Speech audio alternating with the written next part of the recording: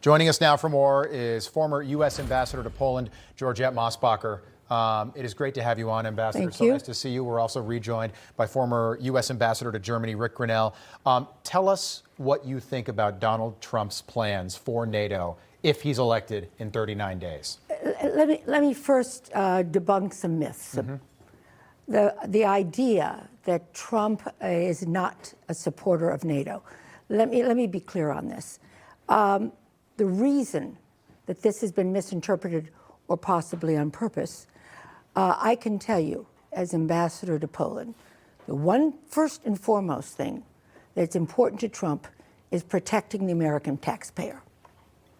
And the one thing he told ambassadors, we must make sure that we're transparent and we respect the American taxpayer. 320 million Americans, hardworking taxpaying Americans, they put money into NATO. And his point was, and Rick, we've discussed this, his point was that 500 million Europeans, if they weren't willing to invest in their own security, then you can't ask American taxpayers to invest in their security. He is certainly supporting NATO. And I'll give you one more data point on that. But the point is, you can't ask the American taxpayer to support NATO if the NATO allies aren't willing to support NATO. And that was his only point. Let's get that off the table for us. Next, in 2006, NATO members, no, actually this was 2015, the European Deterrence Initiative is part of NATO. Very few people know that Trump tripled that budget compared to Obama and Biden. Tripled the budget in NATO. How does that not strengthen NATO? And he gave 3% more troops to NATO countries than his predecessors. Now, that's a clear indication. Increased troops in Poland. By 10,000.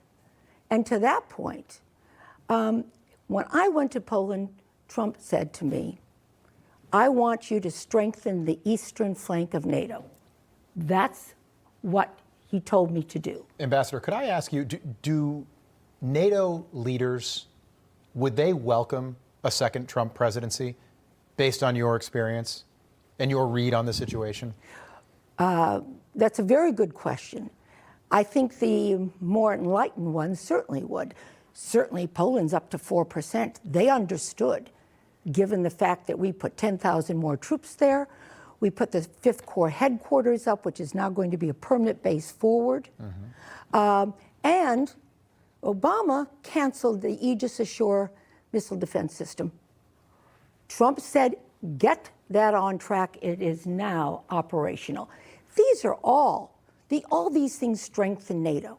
The deterrence thing, I think, is really important because what Donald Trump did is really prepare the Pentagon to be a deterrence. For ambassadors, we need to have the deterrence behind us.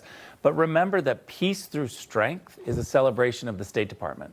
It's a celebration that ambassadors were able to use the deterrence of the Pentagon and get some sort of solution peacefully without having to use the military. Peace through strength is a celebration of the State Department. Yeah, and I know that your family is close with the late George H.W. Bush and his family, and that of former Secretary of State and Chief of Staff James Baker. They used to call him the Velvet Hammer because his policies were so effective in the way that he went about getting things done. And it was Ronald Reagan, peace through strength. And that was a strategy and a belief that is coming back now.